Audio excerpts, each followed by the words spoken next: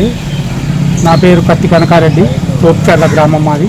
Thopucherla MPTC నేను. నా పరిధిలో 3 గ్రామాలు ఉన్నాయి. మా టీఆర్ఎస్ ప్రభుత్వం వచ్చినాక రైతులకే కానీ ఊరు గ్రామ అభివృద్ధి కానీ ఇవరకు చేయని అభివృద్ధి మొత్తం చేశాము. సీసీ రోడ్లే కానీ డ్రైనేజీలే కానీ అన్నీ గ్రామ పంచాయతీలో కానీ స్కూళ్ళే కానీ అన్నీ అభివృద్ధి సాధించాం. రైతు బంధు కేసీఆర్ ఉన్నప్పుడు మా బాగా వచ్చేది. నేను ఒక రైతునే. రైతు అనగానే మరి ఎన్నో కష్టాలు ఉంటాయి. ఆ రైతు బంధు పడ్డప్పుడే మాకు చాలా మంచిగా ఉండేది. ఈ రేవంత్ రెడ్డి గారు వచ్చినాక మరి ఆయన ఒక రైతే రెడ్డి, మరి అన్ని కష్టకు అన్నీ తెలిసిన అతనే. ఆయన కూడా మరి మేము దిగిపోయే నాటికి 7,700 కోట్లు మరి ఉన్నాయి, మరి ట్రెజరీలో ఉన్నాయి. అట్టి డబ్బులు 1 మీటర్ నొక్కితే పడేవే. అవి తీసుకుపోయి ఎక్కడో వాళ్ళ కాంట్రాక్టులకు సొంత వాళ్ళ నియోజకవర్గాలకు వాళ్ళకి ఇచ్చిండు. అట్లా వల్ల మేము లాస్ అయినాం. కరెంటు కూడా మేము 24 గంటల కరెంటు మా ప్రభుత్వంలో ఇవ్వటం జరిగింది. కానీ ఇప్పుడు చూస్తే 24 గంటలు కాదు, 18 గంటల్లో కూడా బ్రేక్ డౌన్ వస్తుంది. మరి మా గ్రామానికి ముఖ్యంగా మా యొక్క ఎమ్మెల్యే గారు నల్లబోతు భాస్కర్ రావు గారు, మా యొక్క ముఖ్యమంత్రి గారి కాళ్ళ మీద పడి కూడా తోపుచర్ల గ్రామానికి ఇట్లా ఉంది సార్, మా గ్రామంలో సీతాతండ మరి అన్నీ నీటి ఎద్దడి బాగుందనని మేము చేసిన విజ్ఞప్తి మేరకు మరి ముఖ్యమంత్రి గారు కూడా సార్ బై ఎలక్షన్లో మరి వాగ్దానం ఇచ్చినంగా మా కేసీఆర్ ఒప్పుకొని దాన్ని శాంక్షన్ చేశారు. దానికి కూడా పేపర్ వర్క్ అంతా అయిపోయింది, అన్నీ అయిపోయినాయి. దానికి ఒక ఓన్లీ 10 కోట్లు 9,50,00,000 ఇస్తే అయిపోద్ది. మరి ఇప్పుడు ఉన్న ప్రభుత్వంలో ఆ 9,50,00,000 అనేది ప్రభుత్వానికి ఒక పైసలో పైసా లెక్క కాదు.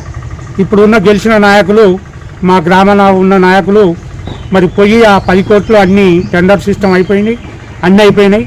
ఆ 10 కోట్లు శాంక్షన్ చేసుకొని మరి మా ఊరికి తెస్తే బాగుంటుంది. మేము చేయని పనులు మీరు చేసి అప్పుడు మేము చేసినాం అంటేనే బాగుంటుంది. మరి మీరు చేసింది అయితే ఏం లేదు.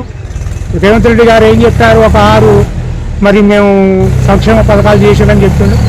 ఉదాహరణకు తీసుకుంటే బస్సు, స్త్రీలకు ఉచిత బస్సు, అందులో వాస్తవంగా చూస్తే దానివల్ల స్త్రీలు కూడా ఎక్కువ బాధపడుతున్నారు. సీట్లు ఉండవు, బస్సులో సీట్లు ఉండవు, అదనంగా సీట్లు బస్సులో ఏర్పాటు చేయలేదు. ఊరికే వాళ్ళ కంతో గింతో ఒక 10 రూపాయలు ఉన్న కాడ 5 రూపాయలు సబ్సిడీ ఇచ్చి తీసుకుంటే బాగుండేది. దానివల్ల ఏం ప్రయోజనం లేదు.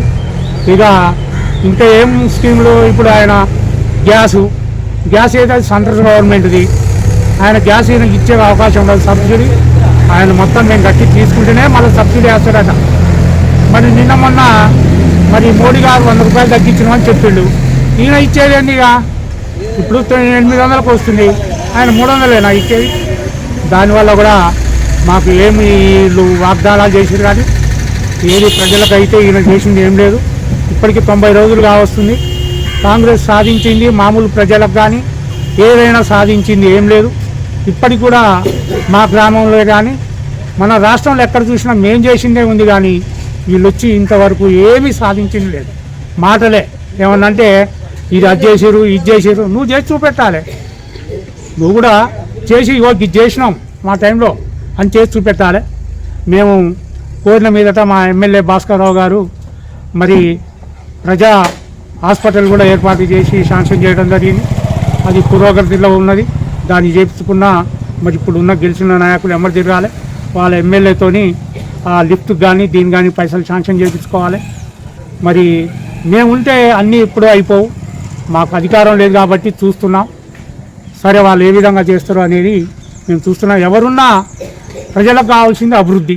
నా 3 గ్రామాలలో కూడా అన్ని సీసీ రోడ్డు కంప్లీట్ చేశాను.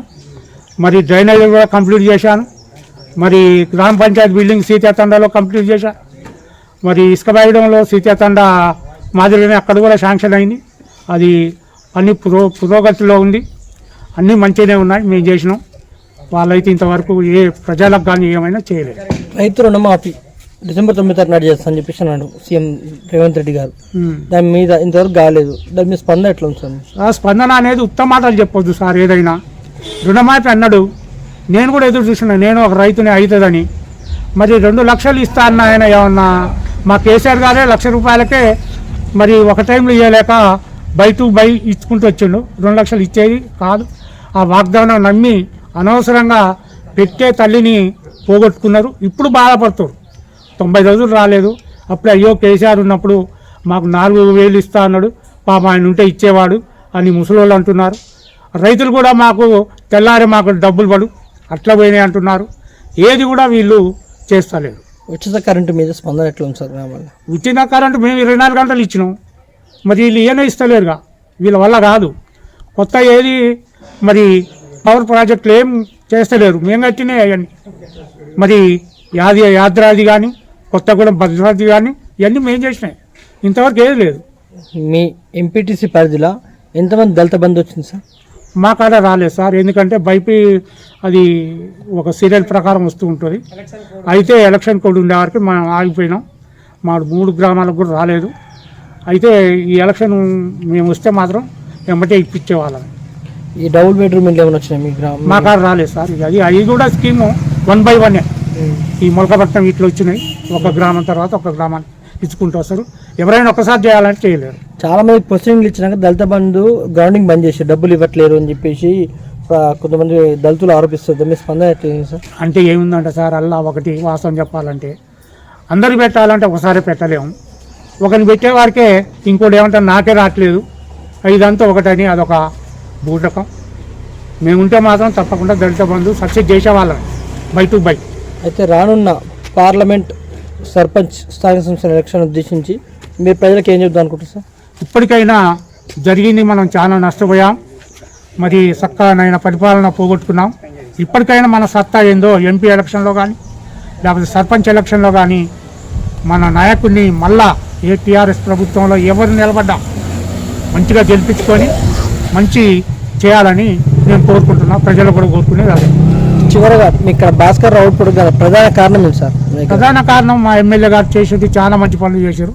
కాకపోతే ప్రజలు ఏంటంటే 10 ఏళ్ళు అయ్యే వరకే కొద్దిగా మార్పు కోరుకురు. కాకపోతే ఎవరి మీద కూడా ద్వేషం అయితే ఏం లేదు.